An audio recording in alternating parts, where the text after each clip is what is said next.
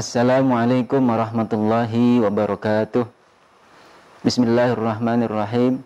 Alhamdulillahilladzi akramana bi faridatis siyam wa ja'alaha tuhratan minad dunubi wal atham wa sihhatan lil uquli wal ajzam ba'da an akramana bi ni'matil imani wal islam. Allahumma salli wa sallim wa barik ala sayyidina wa maulana Muhammadin wa ala alihi wa sahbihi ajma'in, amma ba'du. Pemirsa Qatrun Nada Media, pada kesempatan kali ini kita akan mengkaji kitab Ithaful Anam bi Ahkamis Siyam, kitab yang menjelaskan tentang puasa dan hal-hal yang berkaitan dengan puasa. Kitab ini dikarang oleh seorang tokoh, seorang ulama asal Hadramaut Yaman yang memang dikenal keahliannya, kealimannya dalam bidang fikih.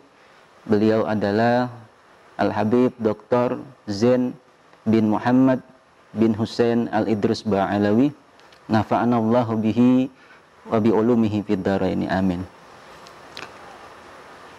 Bil iktifa wal ikhtisar, mari kita mulai kajian kitab Ithaful Anam ini. Sebelumnya mari kita kirimkan Al-Fatihah kepada musannif hadal kitab.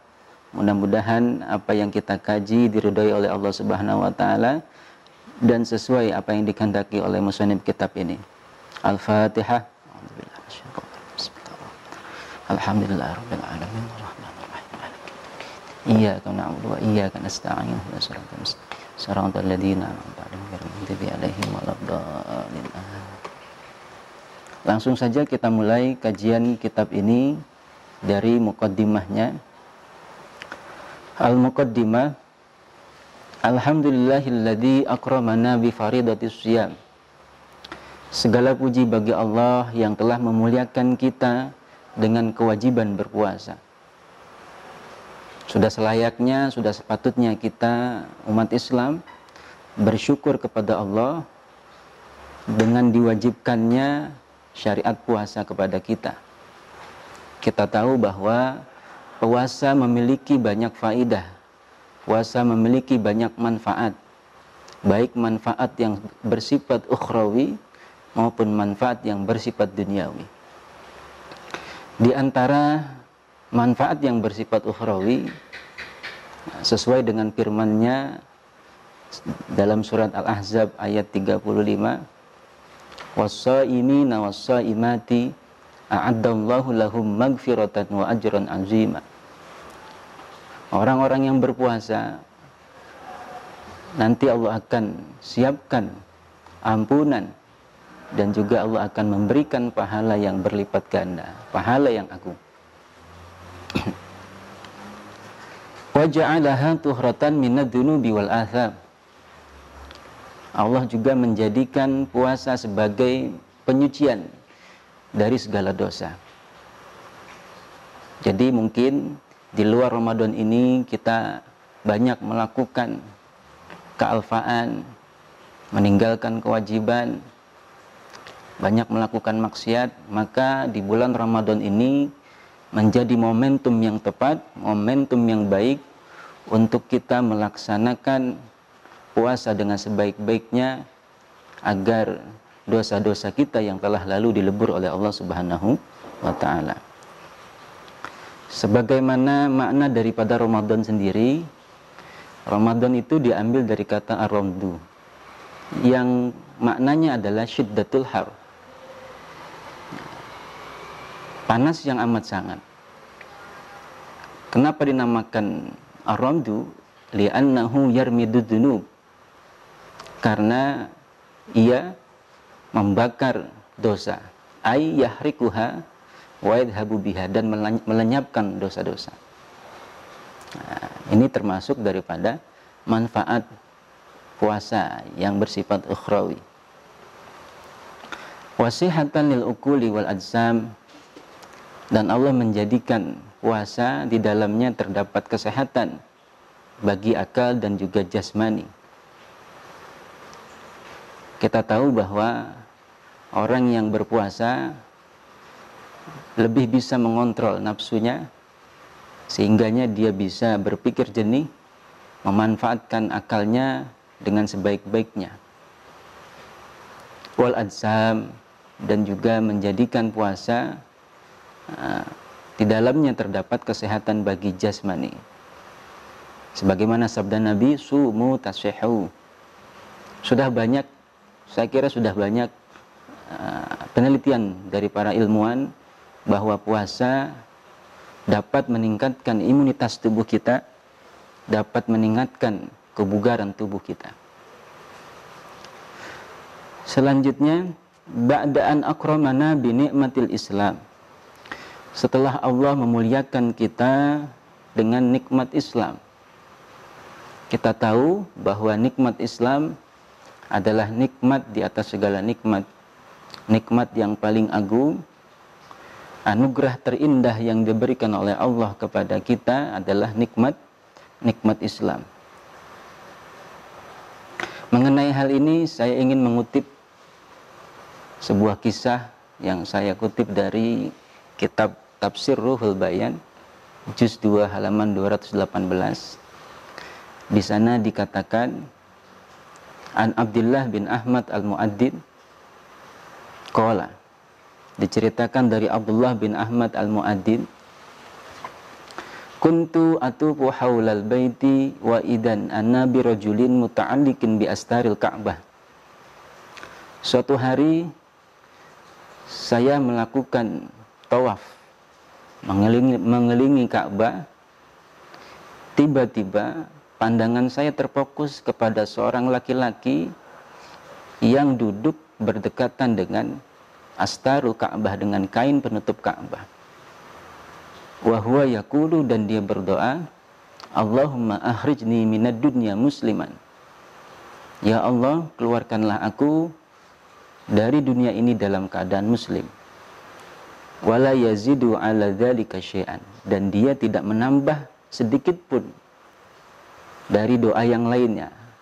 Jadi doanya hanya itu saja yang dibaca oleh seorang laki-laki tersebut. Sehingga pemandangan ini membuat Abdullah bin Ahmad al-Mu'addin tadi itu penasaran. Sehingga beliau memberanikan diri menemuinya dan bertanya kepada seorang laki-laki tersebut. Apa kata Abdullah bin Ahmad al-Mu'addin? Lima la tazidu ala hadad du'a. Kenapa engkau tidak menambahkan doa ini? Kok dari tadi yang saya dengar doanya itu saja, itu saja. Apa jawaban laki-laki tersebut? Jawabannya adalah, lau alim takissati kunta tu'adiruni. Seandainya engkau mengetahui kisahku, mengetahui ceritaku, tentu engkau akan menerima alasanku, tentu engkau akan memahamiku kenapa aku selalu berdoa ini saja, dengan satu doa, yaitu Allahumma akhrijni minad dunya musliman. Sehingga Abdullah bin Ahmad al-Mu'addin tadi itu bertanya lagi, wa ma qissatuka, apa kisahmu? Dijawablah oleh seorang laki-laki tersebut, kana li akhwani wa kana al-akbaru minhuma muaddinan adzana arba'ina sanatan ihtisaban.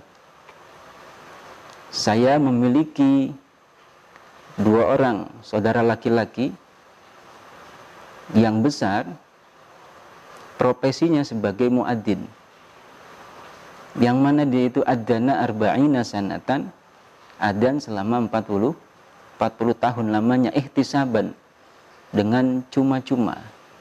Artinya ihtisaban adalah ikhlas. Toh kalaupun ada yang memberikan, diterima. Kalau enggak ada ya diterima dengan lapang dada. Tetapi tidak sampai di situ. Dia kemudian melanjutkan ceritanya. Falamma hadarahul maut da'a bil mushafi. Ketika kematian berada di hadapannya, ketika malaikat maut sudah berada di hadapannya, dalam artian menjelang sakaratul maut, ya, da'a bil mushafi, dia meminta untuk dibawakan mushaf Al-Quran. Fazonnana ayatabarraka bihi. Kami menyangka, kami yang berada dalam ruangan tersebut menyangka bahwasannya dia ingin bertabaruk dengan Al-Quran sebelum kewafatannya. Namun yang terjadi apa? Fa'akhadahu biyadihi, kemudian dia mengambil mushaf tersebut. Setelah dibawakan, diambil, dipegang.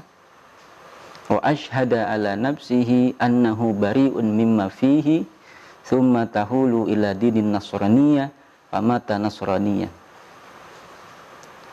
Dia ambil Quran tersebut, mushaf Quran tersebut, kemudian dia menyatakan bahwasannya dia berlepas diri dari ajaran Al-Quran, dari segala sesuatu yang ada dalam Al-Quran. Maksudnya adalah dari ajaran Al-Quran. Tsumma tahulu ila dinin nasraniyah famata nasraniyan. Kemudian dia menyatakan pindah agama ke agama Nasrani. Maka kemudian dia meninggal dalam keadaan Nasrani. Na'udzubillah min dzalik. Tidak sampai di situ. Falamma dufina adnal akhir salasina sanatan ihtisaban. Ketika saudara laki-laki tertuanya itu sudah dikuburkan, maka saudara laki-laki yang kecil, saudara laki-laki kecil saya ini menggantikan posisi saudara laki-laki tertuanya, yang mana dia ini adzan selama 30 tahun dan juga ihtisaban secara cuma-cuma. Lagi-lagi naas, falamma hadarahul maut, ketika malaikat maut hendak menjemputnya, ketika dalam keadaan sakaratul maut, fa'ala kama fa'alal akhir, dia melakukan apa yang dilakukan oleh kakaknya. Wa inni akhafu an asira mislahuma, kata si laki-laki tersebut melanjutkan ceritanya, dan aku sungguh takut menjadi seperti mereka berdua. Fa'adullaha ta'ala ayyahfadhu ala dini, maka aku berdoa kepada Allah untuk selalu menjaga agamaku. Maka hal ini menambah penasaran Abdullah bin Ahmad al-Mu'adzin tadi. Kok bisa dua orang saudara laki-laki yang profesinya sama, yang satu 40 tahun, yang satu 30 tahun, adzan secara cuma-cuma, tapi di akhir hayatnya mati dalam keadaan su'ul khatimah. Bukan lagi su'ul khatimah, sejelek-jeleknya kematian, murtad. Maka ditanya oleh Abdullah bin Ahmad al-Mu'adzin, maka nadaidanuhuma, sebenarnya apa sih kebiasaan mereka ketika hidup itu? Apa jawaban laki-laki tersebut? Jawabannya adalah kana yatatabba'ani auratin nisa. Na'udzubillah. Mereka berdua semasa hidupnya seringkali melihat aurat perempuan yang non mahram. Dari sini kita bisa ambil pelajaran bahwa maksiat mata bisa mengakibatkan mati dalam keadaan su'ul khatimah. Na'udzubillah min dzalik.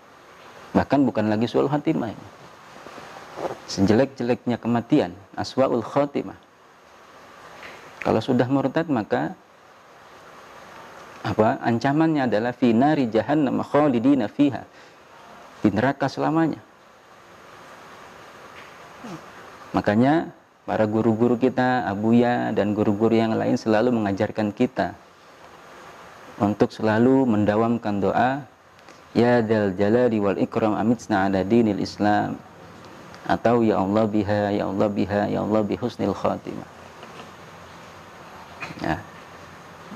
Jadi mari kita jaga nikmat yang agung ini dengan cara melaksanakan segala perintahnya dan menjauhi segala larangannya. Kita lanjut lagi. Wa asbagu alaikum ni'amahu zahiratan wa batinan wa batinatan. Ini surat Luqman ayat 20. Bunyi lengkapnya adalah awalam tarau annallaha sakhkhara lakum ma fis samawati wa ma fil ard. Tidakkah engkau berpikir, tidakkah engkau merenung, sesungguhnya Allah telah menundukkan untuk kepentinganmu, menundukkan untuk kemanfaatanmu segala sesuatu yang ada di langit. Segala sesuatu yang ada di langit itu ya berupa bintang, bulan, matahari, dan sebagainya. Wa ma fil ardi, dan segala sesuatu yang ada di bumi untuk kemanfaatan manusia. Yang ada di bumi ya sungai, hayawan, tumbuhan, dan sebagainya. Wa asbagu alaikum ni'amahu zahiratan wa batin. Dan kemudian Allah menyempurnakan kepada kalian ya nikmat-nikmatnya, baik yang berupa zahir maupun yang berupa batin. Yang berupa zahir adalah nikmat yang bisa dirasakan oleh panca indera, seperti misalnya adalah kesehatan, kemudian harta, kelengkapan anggota tubuh, dan sebagainya. Wa batinatan, dan Allah menyempurnakan nikmat batin. Maksudnya adalah ilmu dan iman kepada Allah Subhanahu wa taala. Fanahmaduhu ta'ala ala karamihi wa ni'amih. Maka kami memuji Allah Subhanahu wa taala atas kedermawanannya, atas segala nikmatnya. Wa nas'aluhu ayyuwaffiqana li tamami syukrih. Dan kita memohon kepada Allah, semoga Allah memberikan taufiknya kepada kita. Sebagaimana yang kita sudah dengar di pengajian Abuya, bahwa taufik adalah Allah memberikan kekuatan kepada kita untuk menjalankan syariatnya. Ya, wa nas'aluhu ayyuwaffiqana li tamami syukrih. Kita memohon kepada Allah agar senantiasa Allah memberikan taufiknya kepada kita untuk menyempurnakan syukur kita kepada Allah. Wa yumiddana bimadadin min indih, dan Allah memberikan anugerah ya, memberikan pertolongan di sisinya. Wa sallallahu wa sallama ala man arsalahu ilaina rahmatan.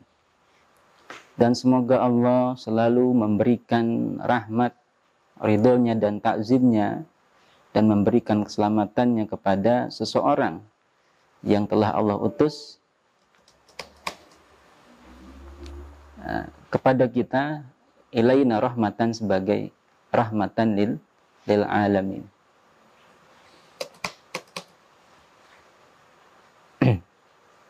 Nah, perlu kita bahas juga mengenai salawat ini ya. Sebagaimana firman-Nya, innallaha wa malaikatahu yusholluna 'alan nabi ya ayyuhalladzina amanu shallu 'alaihi wa sallimu taslima. Dari ayat ini kita bisa pahami bahwa Allah lebih dulu mencontohkan zat-Nya bersalawat kepada baginda Nabi Muhammad SAW. Ya. Juga malaikat. Kemudian baru ada perintah, ya ayyuhalladzina amanu shallu 'alaihi wa sallimu taslima. Wahai orang-orang yang beriman, selawatlah kalian dan berikanlah salam kepada Nabi. Nah, dari ayat ini kita bisa bahas mengenai salawat. Apakah salawatnya Allah, salawatnya para malaikat, dan salawatnya orang mukmin itu sama?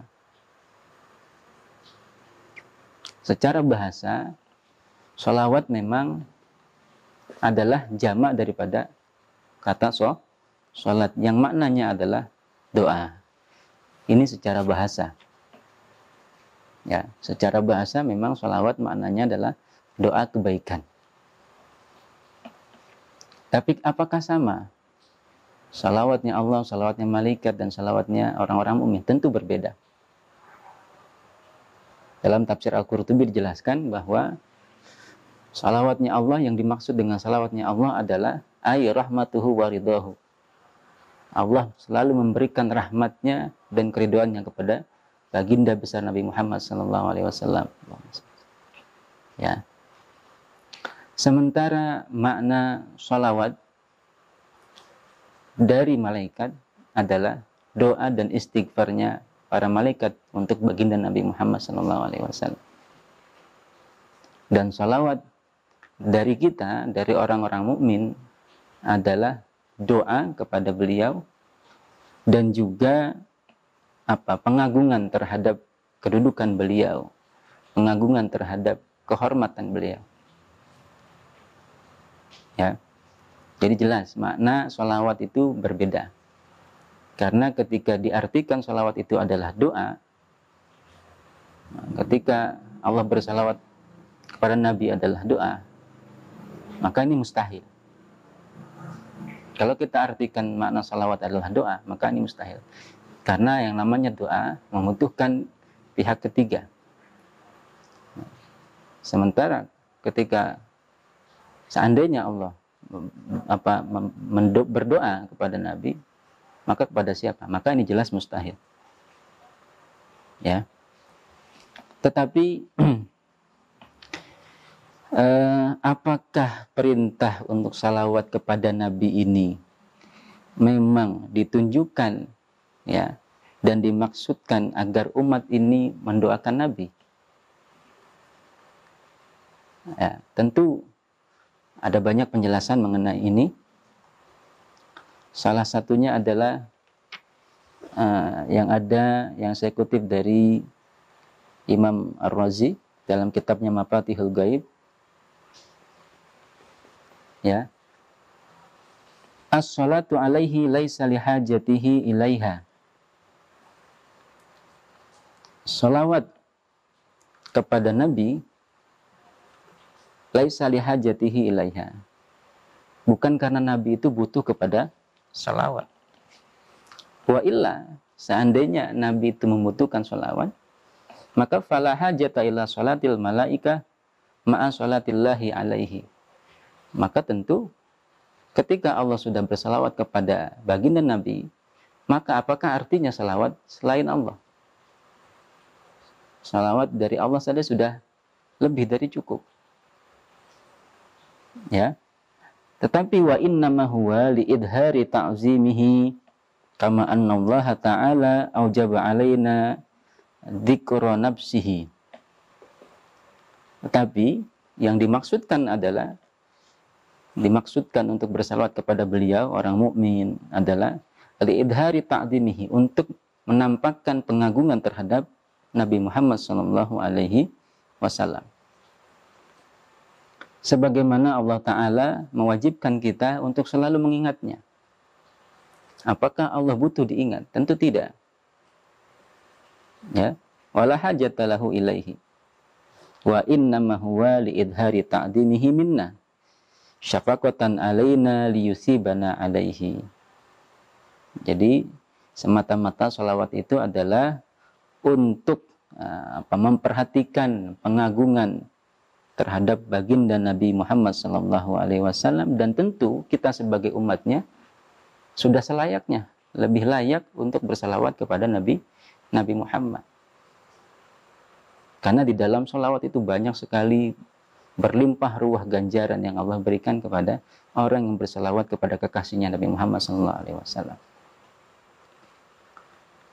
Bahkan dikisahkan ketika Nabi Muhammad diberitahukan oleh malaikat Jibril bahwasannya siapa dari umat yang salawat kepada Nabi 1 kali, maka Allah akan membalas salawatnya kepadanya sebanyak 10 kali. Seketika ketika Nabi itu mendengar laporan atau mendengar informasi dari malaikat Jibril, Nabi sujud dengan waktu yang lama. Karena apa? Karena merasa bahagia. Nah, umatnya mendapatkan anugerah yang berlimpah ruah dari Allah Subhanahu wa taala hanya karena bersalawat kepada Nabi Muhammad sallallahu alaihi wasallam. Allahumma shalli wa sallim wa barik alaihi. Baiklah, sejatinya masih banyak. Kita cukupkan kajian pada kesempatan kali ini. Kita akan lanjutkan nanti di kesempatan lainnya. Kurang lebihnya mohon maaf apabila ada kesalahan, itu jelas dari saya pribadi. Dan apabila ada kebenaran, itu datangnya semata-mata dari Allah Subhanahu wa taala. Wallahul muwaffiq ila aqwamit thoriq. Wassalamualaikum warahmatullahi wabarakatuh.